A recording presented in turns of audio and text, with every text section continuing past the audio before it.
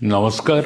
पवित्र अक्षय तृतीयार आपण मानकु समस्त को मोर शुभेच्छा शुभकामना जनाऊँगी।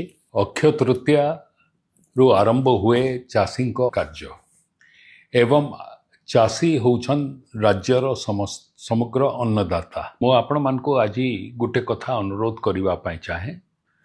चाषी जेबे चाष करे ताकू सार निहाती दरकार, ता अमल को अधिक करबा पई सार दरकार। बट सार नेबा पई आज सरकार गोटे निर्देश जारी करिसंती जोथिरे चाषी तांकर ओटीपी माध्यम रे तांकर आधार कार्ड माध्यम रे रजिस्टर करी करी सारटा को किनिबे।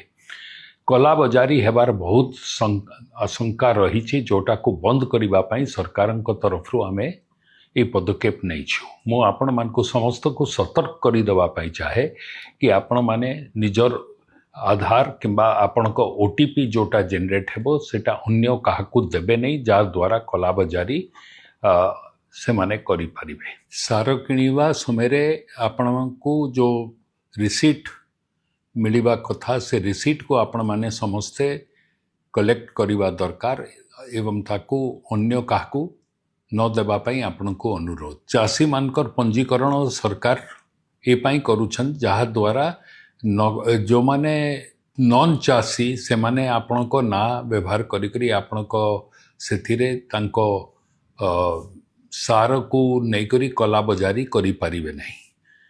सरकारको ई कार्य रे आपण मानकर समस्त को आमे सहयोग कामना करूछु एवं मो आशा करूछि आगामी दिन रे भी आपणकर कृषि क्षेत्र रे मंगल हो, आपणको उन्नति हो। जय हिंद, जय भारत, वंदे उत्कल जननी।